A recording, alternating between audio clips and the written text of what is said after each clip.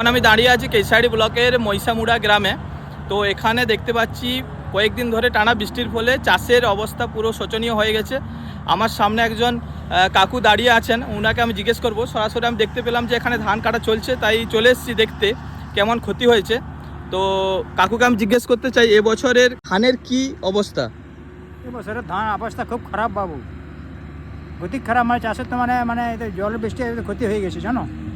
হ্যাঁ, দেখতে তো পাচ্ছি পুরো চাষের জমি ক্ষতি হয়ে গেছে। হ্যাঁ। দেখতে পেলাম সেই 3টে জমি কাটা হয়েছে, আর ধান দেখতে পাচ্ছ একদম দেখা যাচ্ছে না ডালাতে। হাফ লরিও হয়নি। কি বলবো, প্রচন্ড ক্ষতি হয়ে গেছে।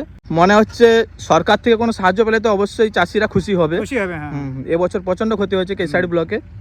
তো দেখা যাক, নতুন সরকার এসছে এবছর, হ্যাঁ। চাষিদের কতটা কি মানে সাহায্য করতে পারে, ওটা আমরা অপেক্ষা করে থাকবো যে নতুন সরকারের গঠনের ফলে আমাদের কৃষকদের কি লাভবান হতে পারে। ভিডিওটা এখানে শেষ করছি, দেখা হচ্ছে নেক্সট কোনো ভিডিওতে। সবাই সুস্থ থাকো, ভালো থাকো, টাটা।